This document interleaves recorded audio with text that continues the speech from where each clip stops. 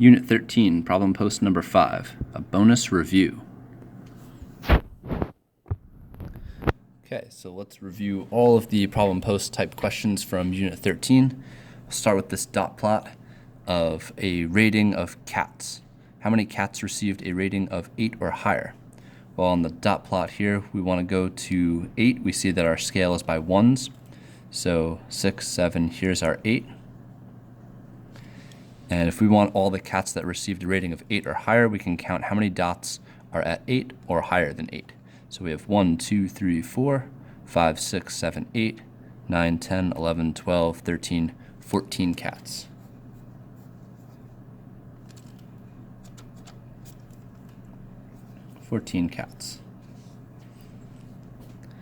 Okay, part B, they want to know if the data is symmetric or skewed, and if it is skewed, to what direction. So if data is symmetric, that means it is the same on both sides. It has an even distribution.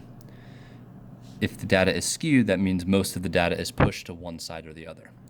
We can see that cats are pretty well liked, especially on the internet, so they are tending to get a very high rating. This data is skewed to the left because there's a lack of data on the left. So we will say skewed to the left.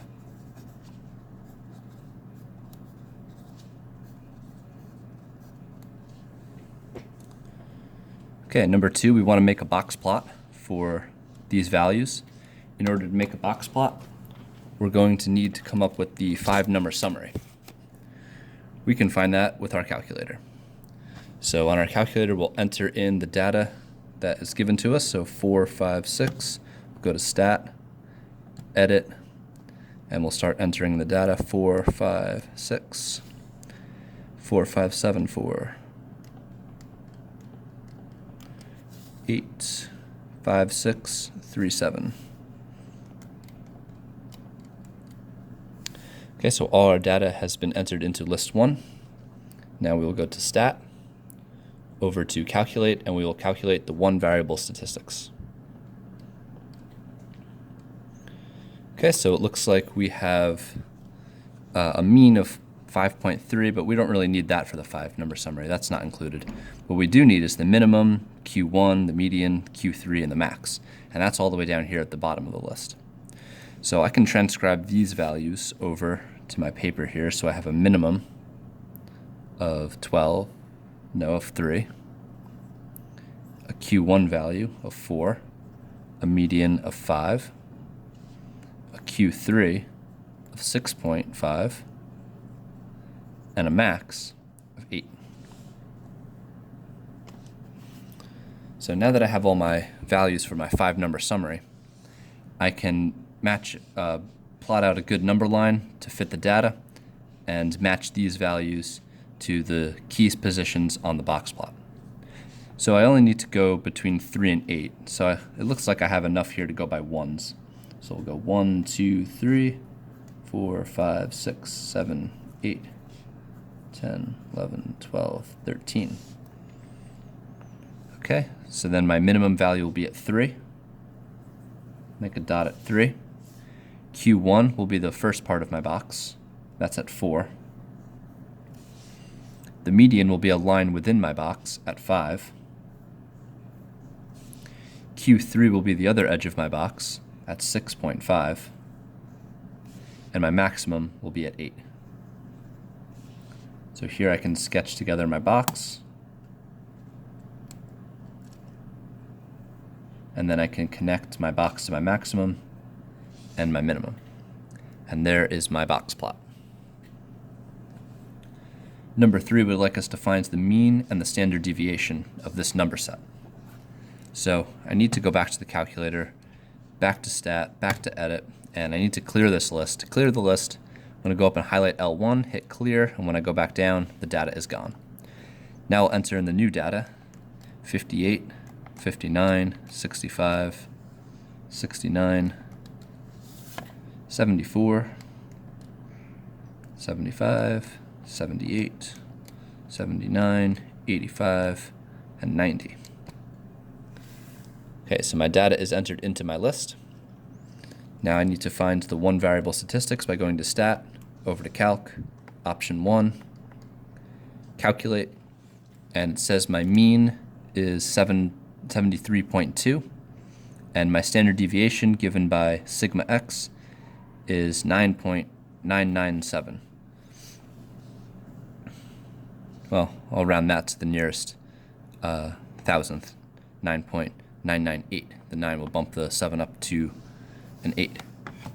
So my mean value was 73.2, and my standard deviation was 9.998. So the mean is telling me the average. On average, I should expect the number to be 73.2. The standard deviation is telling us how far the average number is from this mean. So if I were to select a number at random, on average, I would be about almost 10 units away from the mean.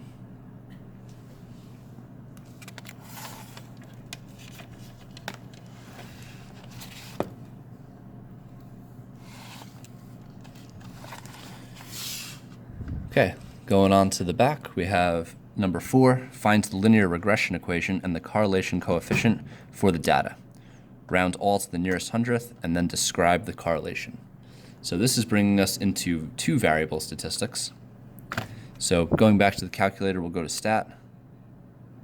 Actually, before we do that, since we need the correlation coefficient, we need to make sure that our diagnostics are on. So I'm going to go to mode, and I'm going to go up to diagnostics, and right now my diagnostics are off. So I'm going to go over to on and select on. So now the diagnostics are on. Once diagnostics are on, I can enter the data into list 1 for the x variable and list 2 for the y variable.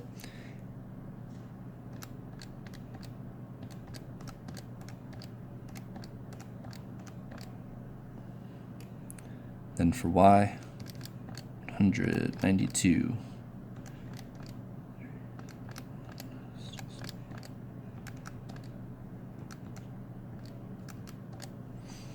Okay, so once my data is entered in, it is now time to calculate the linear regression. So go to stat, over to calc. This time I'm going to select option 4, linreg as linear regression. I have x as my list 1, y as my list 2. And here is my regression equation information, as well as my correlation coefficient. So I'll transcribe this information here. We have y is equal to ax plus b. My a value, rounding to the nearest hundredth, that's 2 decimal places, will be negative 8.76. And my b value, rounding to the nearest hundredth, 2 decimal places, will be 107.93. My r value, rounded to the nearest hundredth, would be negative 0.994. So my a will be negative 8.76. My b value will be 107.93. And I need my r value, which is negative 0.994. It asked me for the linear regression equation. This is just the information. I now need to put the equation together. So I'm going to substitute the a value for a and the b value for b. So I'll have y is equal to negative 8.76x plus 107.93. The last part wants me to describe the correlation. So using my correlation coefficient, I can determine whether this correlation is positive or negative, or whether it is strong or weak, or maybe moderate. So I notice that my correlation coefficient is negative, indicating that I have a negative relationship. We can also see that from the table, as x is increasing, y is decreasing. So this is a negative relationship. We also notice that with a decimal value of negative 0.994, this number is very close to negative 1. The closer we are to negative 1 or to positive 1 indicates a stronger relationship.